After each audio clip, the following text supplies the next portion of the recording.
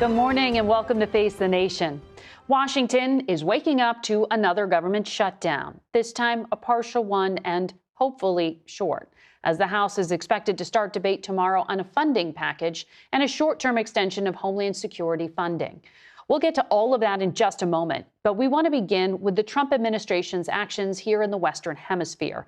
It was just 4 weeks ago that the U.S. military captured Venezuelan leader Nicolas Maduro. Since then, the U.S. has continued striking alleged drug boats and seizing oil tankers, part of Trump's plan to coerce what remains of Maduro's socialist government to make changes.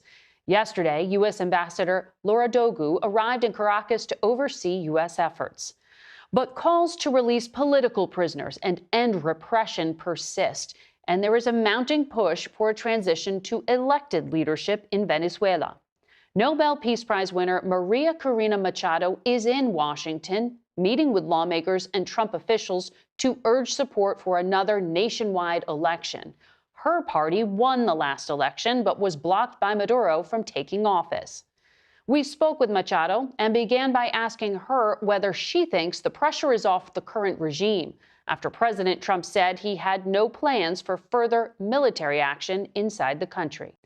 On behalf of the Venezuelan people, we're very, very grateful to the American people, and in the first and foremost, to President Trump, to the Secretary of State, and also to your leaders in Congress. I mean, the degree of support and care that we've felt in this fight at this moment is enormous. And I think it is clear on the behalf and well-being of the American people, but also of the Venezuelan people, and I would say the whole hemisphere.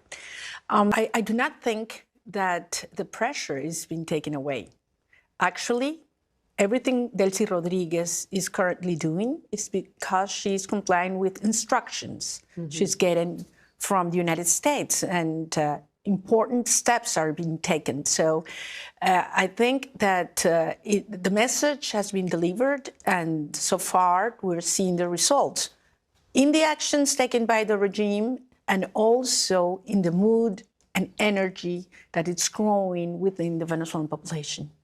Are you, or is anyone in your movement, in touch with Delcy Rodriguez, who's the acting president of Venezuela now? No, not directly. No. Why not? Well, we had offered, since we won the election by a landslide, that we were willing to agree in the terms of a negotiated transition. They refused. In the country, they decided to unleash the most cruel, brutal repression wave. As you know, there have been thousands of political prisoners, and they had not demonstrated any willingness to stop this cruelty until January 3rd arrived and happened what it happened. So it sent a clear message to them, and they're starting to realize that things have changed for good.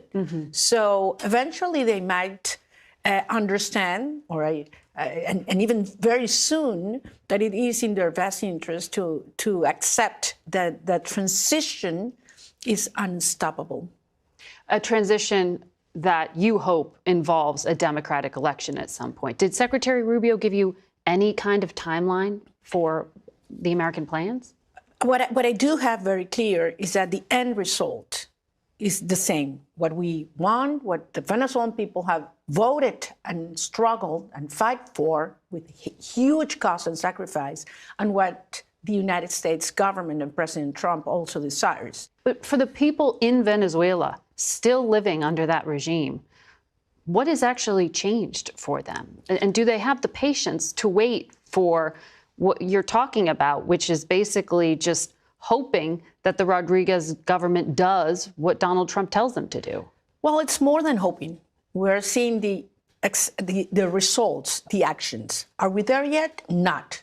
And I think it's a good point, what you mentioned, patience. How much patience can the Venezuelan people have? Because, I mean, there were over 1,000 political prisoners on January the 1st. Still, there are over 700. Not one military prisoner, political prisoner, has been liberated. Well, President Trump has talked a lot about Venezuela's oil and its natural resources. Do you support the law that was just passed that allows the Venezuelan government to privatize the oil industry? Well, first of all, I do not recognize the National Assembly as a legitimate power.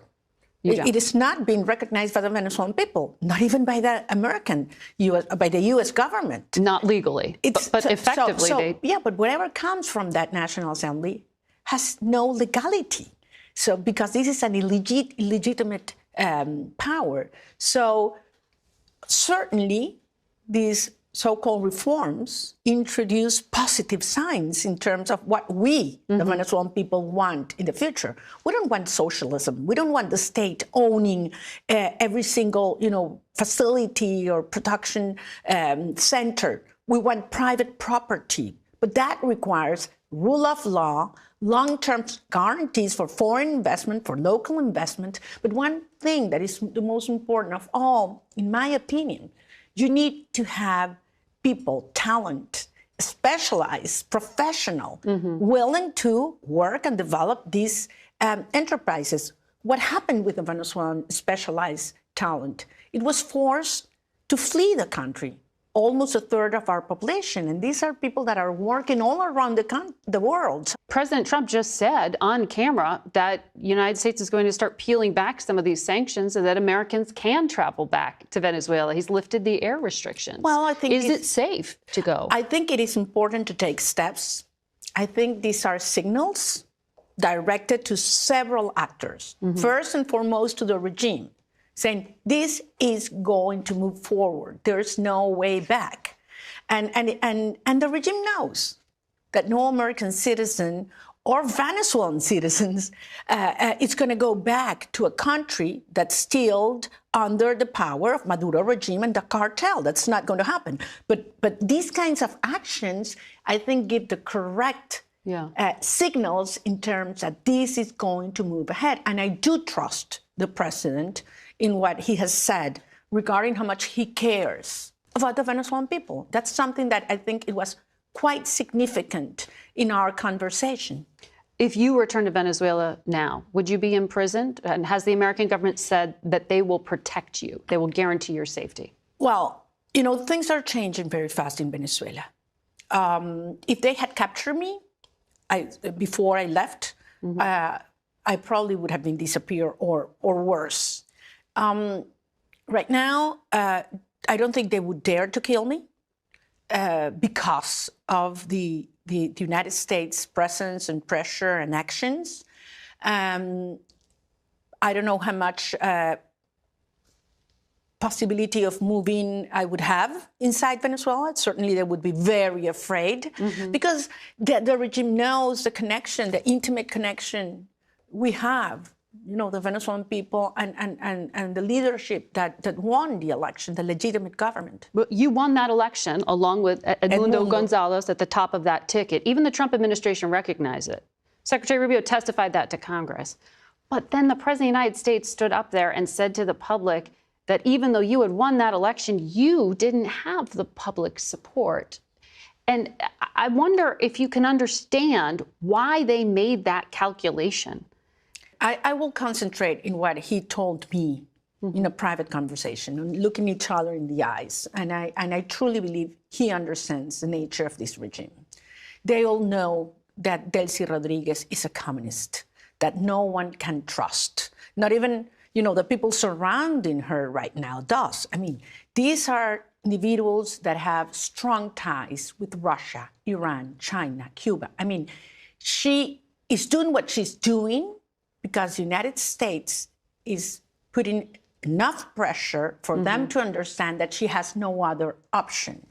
If that pressure were taken away, she would turn around and go back to where her loyalty is with these regimes that are the enemies of America. So no one is naive here. I think she's doing part of the dirty job of dismantling her own regime and entourage, but there's a limit to it. For what you said before, people have to be taken have account of. They have to be involved. What role would you want in a future Venezuelan government? Because even President Trump says you may have a role in the future. Would you run for president? I will be president when the time comes. But that's a matter that should be decided in elections by the Venezuelan people.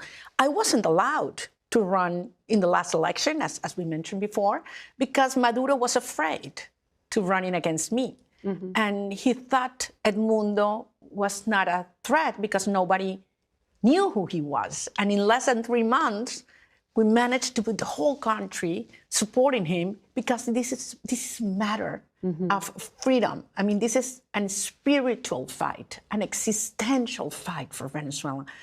Unlike other diasporas, and I want to stress this, our people around the world, here in the United States, want to go back and live in a country where they're safe, but most of all, where there's a future in freedom and democracy. So if we want those hundreds of thousands and millions of Venezuelans to go back, we need to have a secure and precise timeline through which this transition will advance. And we don't know one yet. From the Trump administration. Not yet. Yeah. But I'm sure there is, and the Secretary of State and many other members of the government, by instructions of the president, a clear willingness to move as fast as possible within, control and order, and understanding the complexity of such a criminal structure,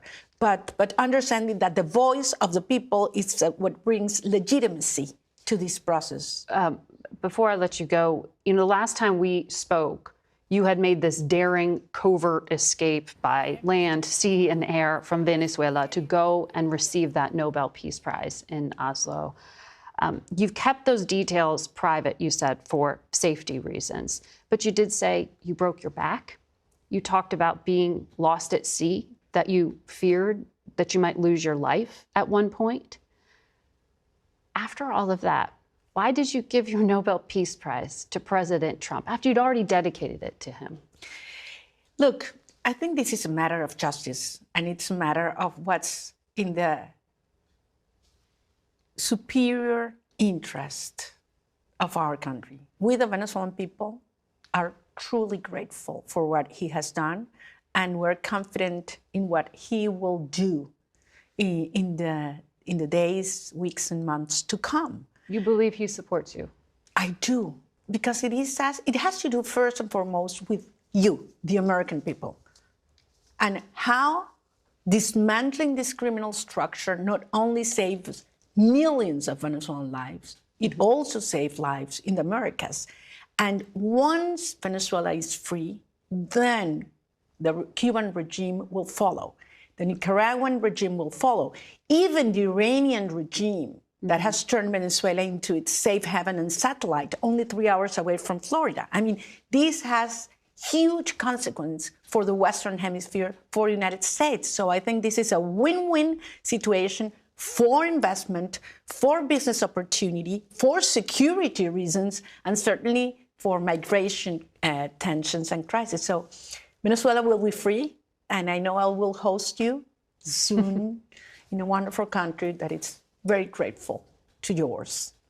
María Corina Machado, thank you very much for your time today.